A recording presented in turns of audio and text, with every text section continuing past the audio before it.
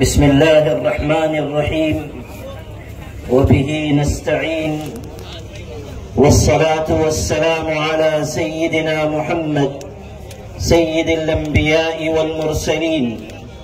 أما بعد قال الله تعالى بعد أعوذ بالله من الشيطان الرجيم يا أيها الذين آمنوا كونوا أنصار الله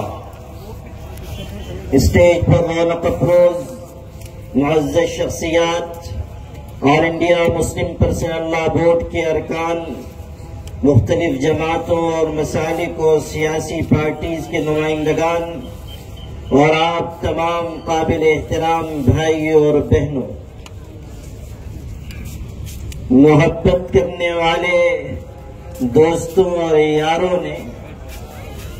اورنگ آباد کا نام تو تبدیل کر دیا، لیکن ان کے بس میں یہ بات نہیں تھی کہ یہاں کے رہنے والوں کے جذبے کو بھی بدل دیں۔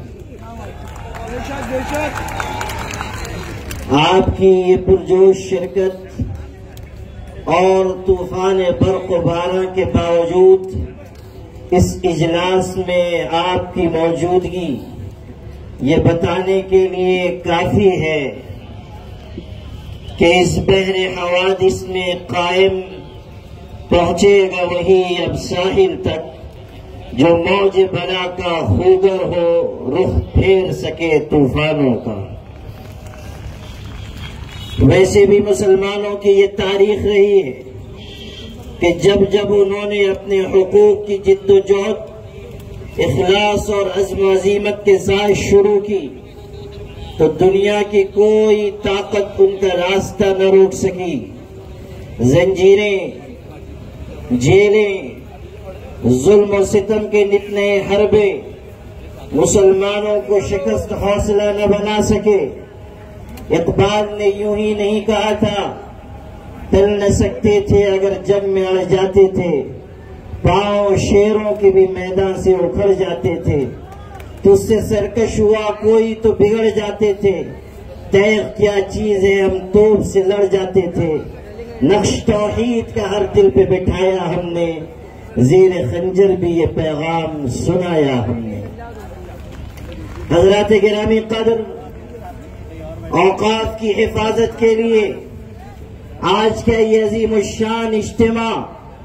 حکومت وقت کو یہ پیغام دینے کے لیے کافی ہے کہ ہماری کامیابی کی منزل قریب آ رہی ہے، اور اگر نوشتہ دیوار نہ پڑھا گیا تو یہ طوفان برق و باران صرف اس ملک کے مظلوم لوگوں کو بہا کر نہیں لے جائے گا، بلکہ حکومت وقت کے لیے بھی زوال کا باعث بن جائے گا۔ اس لیے وقت رہتے ہوئے حکومت کو نوشتہ دیوار پڑھ لینا چاہیے، اور آل انڈیا مسلم پرسنل لا بورڈ کی جانب سے چلائی جانے والی اس تحریک کا جو مطالبہ ہے کہ جو وقف امینڈمنٹ ایکٹ لایا گیا ہے اسے حکومت واپس لے لے، اور ملک کا جو امن و امان ہے اسے خراب نہ ہونے دے۔ ابھی یہاں کئی باتیں کی گئی، اور وقت کا جو نیا قانون آیا ہے اس کے سلسلے میں تفصیل بھی بتائی گئی، لیکن میں ایک بات کہنا چاہتا ہوں اور حکومت سے کہنا چاہتا ہوں کہ آپ سن لیجئے، جب کہیں کوئی جھگڑا ہوتا ہے، کسی زمین کے بارے میں کوئی بات ہوتی ہے، تو یہ کہا جاتا ہے کہ یہ جگہ نہ میرے باپ کی ہے نہ تمہارے باپ کی ہے، اس طرح کہا جاتا ہے۔ لیکن وقف کے بارے میں ہم یہ کہتے ہیں کہ وقف کی زمین کسی کے باپ کی نہیں ہے، البتہ ہمارے باپ کی ضرور ہے، اس لیے کہ وقف کی ساری جائیدادیں کسی حکومت کا عطیہ یا احسان نہیں ہے۔ حکومت وقت نے، چاہے وہ کسی کی حکومت رہی ہو، 1 انچ زمین بھی وقف نہیں کی ہے۔ جو وقف جائیدادیں ہیں وہ ہمارے باپ دادا کی دی ہوئی جائیدادیں، ہمارے باپ دادا کا عطا کیا ہوا سرمایہ ہے، اور لائق اولاد وہ ہوتی ہے جو اپنے باپ دادا کے عطا کیے ہوئے سرمایے کی حفاظت کرتی ہے، اور ہم اس ملک میں اس سرزمین پر لائق اولاد بتا کر دکھا دیں گے انشاءاللہ۔ میرے بھائیوں، وقف کا یہ نیا قانون جو لایا گیا ہے، یہ وقف جائیدادوں کے لیے نہایت خطرناک ہے۔ پرانی وقف جائیدادوں پر غاصبانہ قبضے کی راہ ہموار کرنے والا ہے، اور نئی وقف جائیدادوں کے سلسلے میں رکاوٹ کھڑی کرنے والا ہے۔ یہ مذہب مخالف بھی ہے، یہ دستور مخالف بھی ہے۔ یہ جو ہمارے SC ST OBC کے بھائی، مختلف سیاسی جماعتوں کے نمائندے،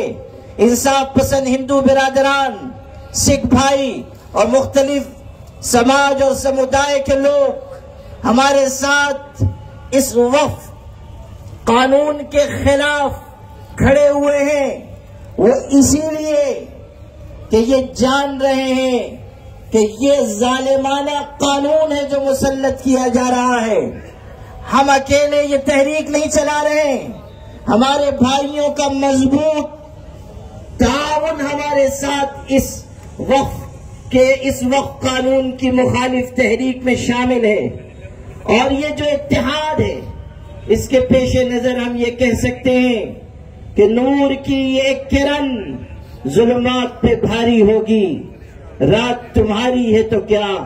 صبح ہماری ہوگی۔ بہت سے لوگ یہ کہہ رہے ہیں کہ آل انڈیا مسلم پرسنل لا بورڈ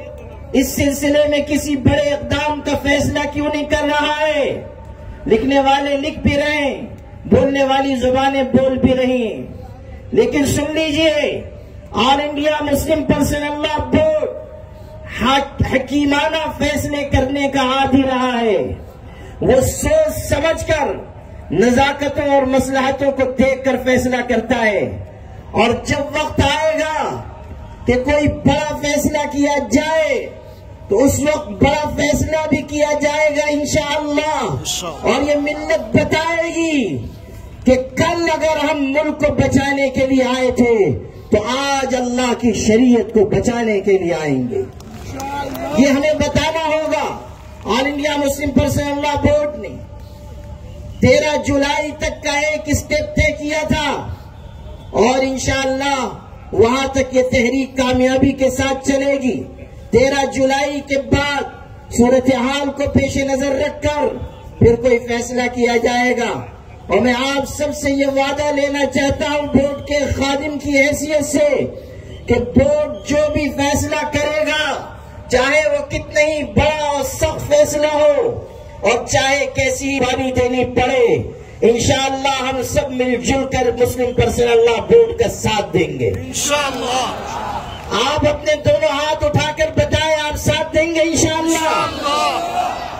آل انڈیا مسلم پرسنل لا بورڈ اس ملک کے مسلمانوں کا سب سے بڑا ادارہ، سب سے متحدہ اور مشترکہ ادارہ ہے، اور اس کی اجتماعیت اس کی سب سے بڑی طاقت ہے۔ آج اگر آل انڈیا مسلم پرسنل لا بورڈ یہ تحریک چلا رہا ہے تو ہمیں اللہ کی ذات سے یہ قوی امید ہے